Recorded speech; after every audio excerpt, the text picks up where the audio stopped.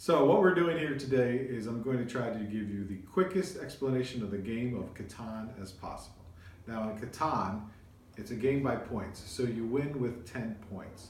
Now how do you get points? You get points mainly by building houses. Now you start the game with 2 houses and you take turns in setting them out, and every time you lay out a house in the beginning of the game, you put a road next to it. Now I'm just putting these here randomly.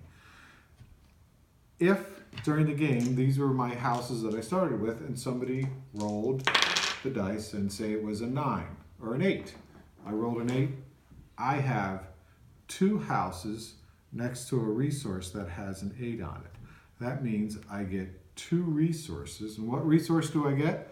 I get the wood resource because that's a forest. So with the resources, I can generally build up, and this tells me what my building costs are. I can build more houses. And I can build houses, I can build roads, I can build cities, I can get resource development cards and things like that, and I'll explain what they are. But basically, I'm building 2 roads to get to my next house or to get to a city, and then I'm expanding the territories from which I can gain more resources when the number underneath the resource tile gets rolled. Each house is worth a point. I can also build a city with these types of resources, so I would need those cards to then on my turn build that city. And a city is basically an upgrade of a house. So if I was purchasing a city on my turn with 2 wheat and 3 stone, if I had them, I would take off this house and put on a city. The benefit to having a city is, say I rolled an 8 again, or anybody else rolled an 8 who was playing, I would now get 2 resources for that spot and 1 for that, because the city gets you 2 resource cards for everyone instead of just 1. So cities are really helpful to have. The city is also worth 2 points. So I'm building up cities and I'm building up settlements, trying to get to 10 points. Now, as you can see, there are these roads. Say I'm white over here, and they have the white roads. Now, a road costs a brick and a wood. And if somebody keeps building their roads and they get to 5, I believe, 5 roads, they get the longest road card. The longest road card is worth 2 victory points out of the 10. So if this was my card, I would have 1, 2, 3, 2 for city. That's 3 points. And this card, that would be 5 points total. Another thing that you can do, which is often done, is that you buy a development card. A development card has different things on it. A development card is purchased with a sheep, a wheat resource, and a stone resource. And the development cards are either a straight out victory point, or they're a certain kind of like a wild card, like I can get 2 of anything from the market, or I can take it's a monopoly card. I can take everybody else's wheat or everybody else's sheep. I just declare it and they all got to give it to me. So there's other wild cards like that. There's also a knight card. Now a knight card means that I can do something which I haven't explained at all yet, but this guy is called the robber baron. The robber baron is moved to another location, say the 8, when somebody rolls a 7. So say I rolled a 7, and this had been there, or somebody else rolled a 7, they can take that robber baron, move them and block my resources from coming out if an 8 is rolled, and then they would take one of my cards. Or they can take somebody else's card if there's another colored house.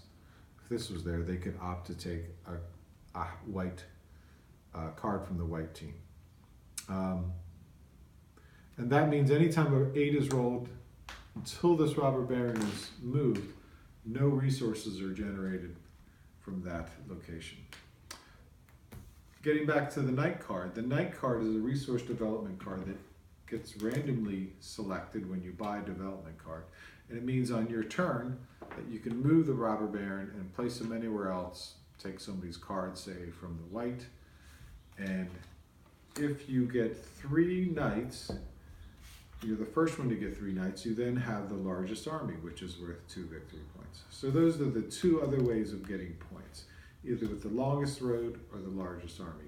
The thing to keep in mind, which is kind of fun, is that if somebody gets 5 of the roads and they get the longest road, somebody else can come and get 6 roads, and then, largest army, okay, wrong card.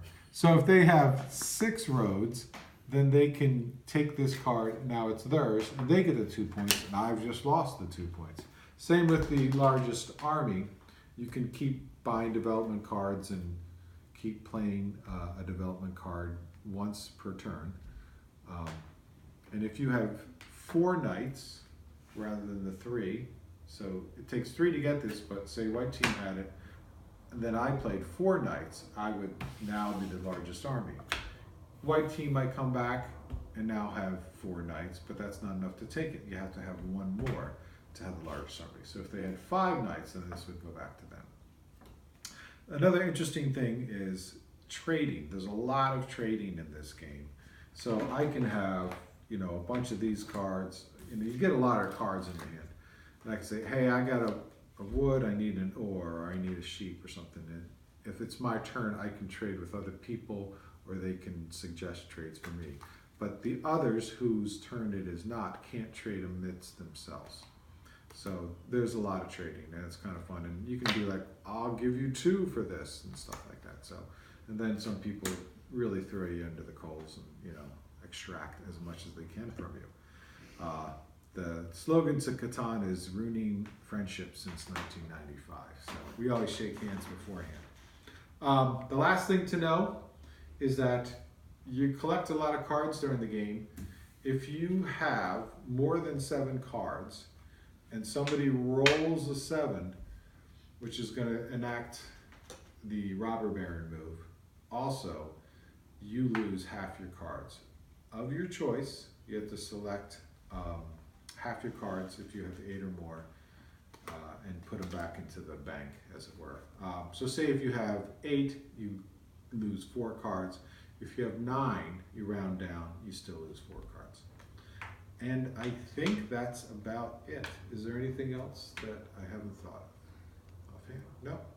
Well, I'm sure there is, but and by the way, this is a 3D version of the game. You don't often see this kind. This is done with a 3D printer, and you can get the files for this on a thing called Thingiverse. We have a little more painting to do for the ports. Didn't talk about the ports. So the ports is, if I build a house or a city next to one of these ports, there are different kind of ports. There's 3-to-1 ports. I think they're over here. They have a little 3 number on it. That means I can turn in 3 of any, say I had another wood. Say I had 3 wood resources, and that is not, is that a 3? No, so I'll put this guy here. If I have 3 wood resources, but I really need a sheep, if I have a city or a settlement on a port that has the 3-to-1 conversion, I can trade these 3 in and take my sheep. Also, there are things like, I think that is, well, there's wheat. I think this is sheep. I can't really tell. That's why we got to work on that one. But if it's a 2-to-1 port, if it's a specific resource that is being indicated at the port, like wheat, I think this is brick over here, then if it's wheat and I only have 2 resource cards, I can trade in 2 for that specific one if my city or house is on that port, and I get the resource card of my election.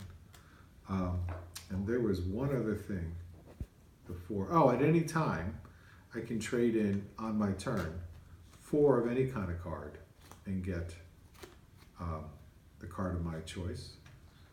And a good other thing to know is when you're building, this is crucial, you can't build a new house 1 spot away from an existing house. It always has to be 2 away. And they're always, after the beginning of the game, you always have to be building a road out to your next settlement. And in this case, blue could go there. And I think that's it. That's the alarm. Our time is up. Enjoy Catan. It's sold over 22 million copies in 30 languages, so we're not the only ones. Take care.